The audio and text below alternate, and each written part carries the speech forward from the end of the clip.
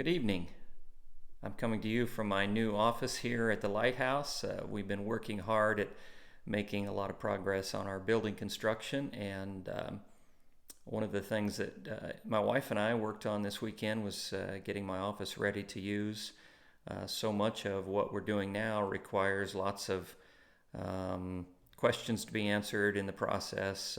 What paint goes where, and what does this wiring mean? What does this mean on the blueprint? And so it just has made sense for me to try to work from here so that I can be available for people. And so I've moved my office over to here, and I'm working now from the Lighthouse building. But here we are. It's the end of April. Today is April 4th, April 29th. We're still living under the social distancing and stay-at-home guidelines due to COVID-19. And I want to start by just saying again that I miss you all the kids that come to Lighthouse and all of the team members. I've seen many of you one-on-one. I've talked to most of you, but really miss getting to spend time with all of you together. I want to pick up where we left off last week as we have been talking about this incredible story of Joseph. Just to review, in case you haven't been following along, Joseph was a young man, a teenager like many of you, who had many older brothers. He was the youngest in a large family, but he was hated by his brothers for lots of reasons, and hated to the point to where they threw him in a well to die. They eventually sold him as a slave to some traveling merchants, and those guys resold him as a slave to a guy named Potiphar in Egypt, who was an official of the king of Egypt, Pharaoh. Joseph became Potiphar's assistant. Then, as we talked last week, we talked about the story of Joseph and Potiphar's wife. She tried to seduce Joseph and have him go to bed with her, but he refused. He ran out of the room, left his coat. She was embarrassed because of the rejection, and she sought revenge for that rejection by showing the coat to Potiphar and making up a story, flipping the story, and lying and saying that Joseph had tried to seduce her, but that she screamed and he refused. So she screamed and refused his advances, so he ran out. Joseph is then thrown in jail, and that's where we pick up the story today in Genesis chapter 40. Before we read, though, I want to ask you a question. Many of you that come to Lighthouse know we do this a lot. If we were together, I'd love to hear all of your answers. But I'm curious, have you ever waited a really long time for something? You know, you put your food in the microwave and you hit the button, but that 2 minutes of cooking feels like 20 minutes. Maybe longer than that, though. I'm sure many of you can remember a time that you got home from school and you asked your mom what time was dinner, and she said it's 2 hours away. And that 2 hours feels like 2 days because you're starving. But probably many of you can remember things you've waited on longer than that. Your family plans a special trip, and that's 2 months away, and yet it feels like it's 2 years away. Maybe some of you have experienced getting braces, and the orthodontist says you've got to wear them for 1 year, and every day it feels like forever. For most of you, there probably aren't too many things that you've waited on for longer than a year. The truth is, waiting could drive you crazy. But the thing that you need to be able to do to wait, a word that many of you have heard, probably your parents have shouted at you sometimes, that you need to have patience. Well, patience is something that God wants to produce in all of us. And today we're going to see how Joseph had the promise of release from prison dangled in front of him, and then he had to wait. And so today's lesson is about waiting and trusting. We're going to pick up there in Genesis chapter 40. I'm going to read verses 1 through 7. It says, Now, sometime later, the cupbearer and the baker of the king of Egypt had offended their master, the king of Egypt. And Pharaoh was so angry with his officials that he put them in the custody of the house of the captain of the guard, in the same prison where Joseph was confined. And the captain of the guard assigned Joseph to them, and he attended them. After they had been in custody for some time, so this wasn't the next day, a while had passed, each of the two men who were being held there in prison had a dream the same night, and each dream had a meaning of its own. When Joseph came to them the next morning, he saw that they were dejected, and he asked Pharaoh's officials, "Why are your faces so sad today?" I want to stop right there and draw your attention to that. Notice Joseph's attitude, his kindness towards these two prisoners. I know that waiting can cause you to get jaded, cynical, and sometimes even mean. I'm sure there's been plenty of times where I've even said to my boys or to others, suck it up, Buttercup. Welcome to the party. Get used to it. There's so many times in life where we just have got to be patient. We've got to wait. But Joseph, there's just something different about him. He says, "Hey guys, what's going on? Why do you look so sad?" And yet he'd already been in jail for years. And so I'd encourage you, just a little side ramp here, that in the midst of tough circumstances, be an encourager, be a light in the darkness. The story continues on, verses 8 through 22. I'll just summarize those. Basically, they tell their dreams to Joseph. Joseph gives his interpretations of those dreams. In fact, let me read just part of what it says. The cupbearer tells his story to Joseph, and Joseph gives him the interpretation, and then he says this in verse 14. "But when all goes well with you, remember me and show me kindness.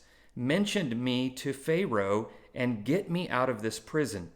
For I was forcibly carried off from the land of the Hebrews, and even here I have done nothing to deserve being put in a dungeon."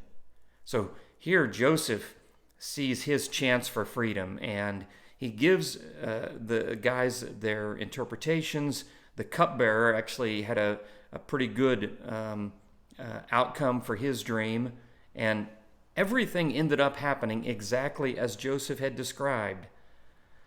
But unfortunately, let's read the end of that part of the story. Verse 23, it says, actually 22 ends with, everything happened just as Joseph had said to them in his interpretation.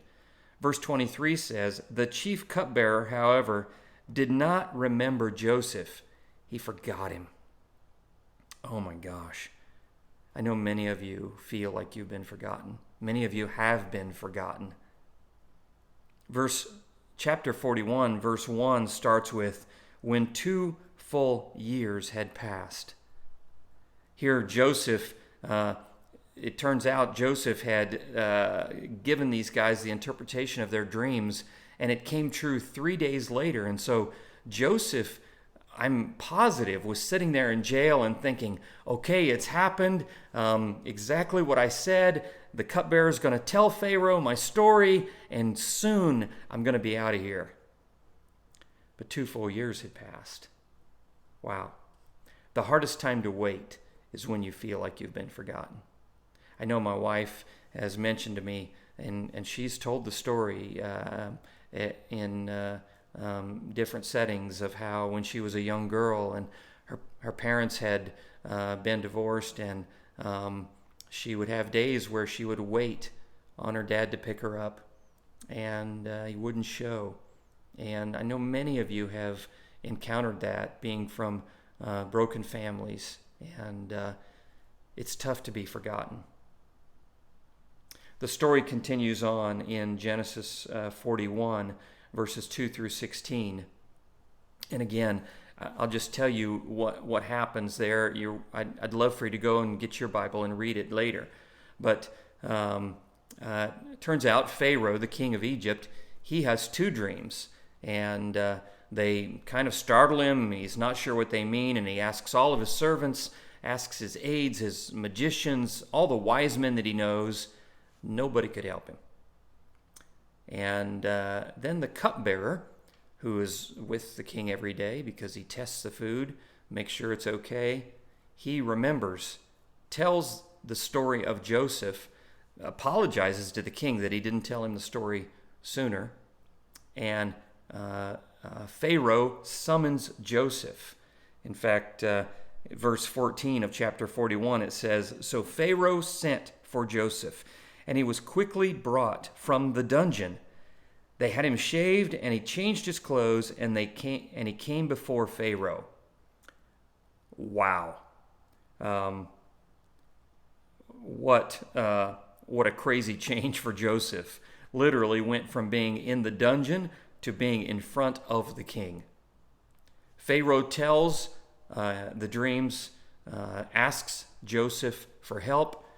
Joseph says very specifically that he can only do the interpretation with God's help. In fact, that's another side note I want to mention. It's so important. Always seek to honor God, no matter what you're doing. Notice that Joseph wasn't saying, "Well, King, it's quite good that you've called on me because I happen to be a professional dream interpreter." Joseph gave the glory to God. Before even interpreting, he said that he could only do it with God's help. The story continues on in verses 17 through 41. Joseph interprets the dreams. The short version of the dreams, basically, there's going to be 7 years of plentiful harvest, lots of food, then 7 years of famine, no food. And that Pharaoh is to appoint someone to be in charge of the land in order to manage the food, collect it, store it, and then to distribute it when it's needed in the 7 years of famine. Pharaoh meets with his officials and then says the following in verse 39. I want to read it to you. Now remember, the morning of this day, Joseph had been in the prison.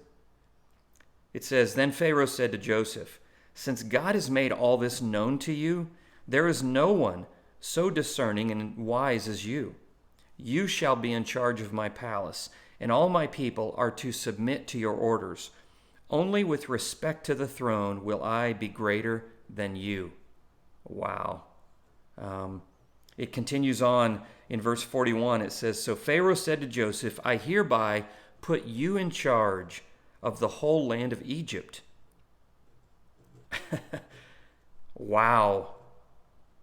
What an incredible day for Joseph. It started like any other normal day in the prison.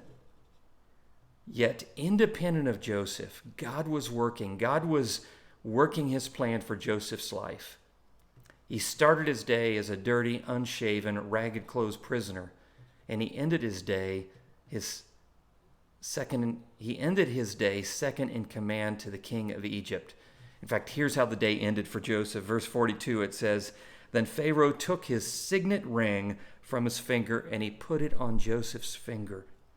He dressed him in robes of fine linen and put a gold chain around his neck." Wow. Guys, girls, I know that the things that you're going through are tough. Not just coronavirus and the situation associated with it. But before this happened, many of you are living in situations that are challenging, difficult, almost like a prison. And I want to encourage you with this story to hang in there.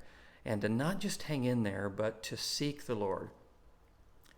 I've had plenty of times in my own life where I've had to wait, where I was in the midst of difficult circumstance or really was hoping for something, wanting something, and was pleading with the Lord, and I didn't get an answer right away. In fact, a story I'd like to tell you about, I've got so many. This was back when Yvonne and I were early married. We had just gotten married. We were married in 1991, and we had moved to New Hampshire for a job that I took. And things were just not going well at the company that I was working at. There was lots of conflict, turmoil. I was working a ton, which was causing stress between me and Yvonne, and we were young. We were in our early 20s, and we were both homesick. Her a lot more than me. She really wanted to be back here with her family, around her family, back here in Indiana. And we came home in Christmas of 1993 and went to a prayer meeting. And we had stayed connected with the church that we'd been a part of here in Peru. And at that prayer meeting, I remember my mentor, Pastor Tom Robbins, he had asked if anybody had anything specific they wanted to share and ask the group to pray for. And I raised my hand and I said that we believed that we were supposed to move back, but that we had no idea how that was going to happen, and we would like people to pray about that. The problem was this was before the internet. I did computer software and technology stuff back then, but there was no idea of being able to work from home and send information over the wire, over the internet. It didn't exist yet, and so there were no jobs in Indiana, in Peru, Indiana, Bunker Hill, Indiana, this area where you could write software. I mean, this was still very much today. This was a factory and farming community. And so we shared that prayer request with the church, and I made a promise to Yvonne. I said, when we move, I promise you, we won't move anywhere except back home to Indiana. Well, months go by, and we continued praying about that, and I continued trying to do my best at my job, but things were just getting worse. And in April, I was sent to a conference. The company was working on learning some new technology and trying to develop some new things, and they wanted me to go and try to learn some new things. And so they sent me to this conference, and I was in this meeting where another company was sharing about some things that they had been working on, and the man in charge of that company, his name's Scott Lawson, he described this totally new technology that his company had been working on, some device drivers for an operating system called OS2. He got to the end of his talk, and he described one problem they hadn't been able to solve, and it had been just eluding them for weeks. He said, we've been working on this for months, but we just haven't been able to nail it down. Once we get that figured out, we'll be able to release this new software. Well, it turns out it was a problem that I had solved in the work that I'd been doing. So I felt like an invisible background guy, but I wanted to help the guy. I raised my hand, and I in a few minutes gave him the answer. It turns out it was one of those problems that seemed harder than it actually was. And so I gave him the answer to the problem, and other people asked questions, and there were some more discussion, and then the meeting was over. I didn't think anything of it. It turns out it was the last session of the day, and so I got up and headed to the elevator. Now I want to remind you that I had promised Yvonne that when we move, we will move back to Indiana. I promise you that. And that we had been praying about this, waiting, and really struggling with the situation in the company we were a part of. And I got in the elevator to go back to the hotel to have some dinner, and two guys rushed into the elevator. One of them was this Scott Lawson, the guy that had been presenting in that session. And he sticks out his hand, and he says, I don't know who you are, but I need to have you working for me. I'll pay you double what you're making now, and I'll let you live wherever you want. Now, that guy did not know me other than the fact that he knew that I could answer the question that he had. He definitely didn't know anything about me wanting to move back to Indiana, and I am 100% convinced that was the Lord directing even that man's speech that day to show me that he heard our prayer. I got to be honest, I was speechless. I don't remember saying much to the man there in elevator, we traded business cards, and I went back to the hotel and in tears called Yvonne and I said, we're moving home. And we had a very emotional phone call.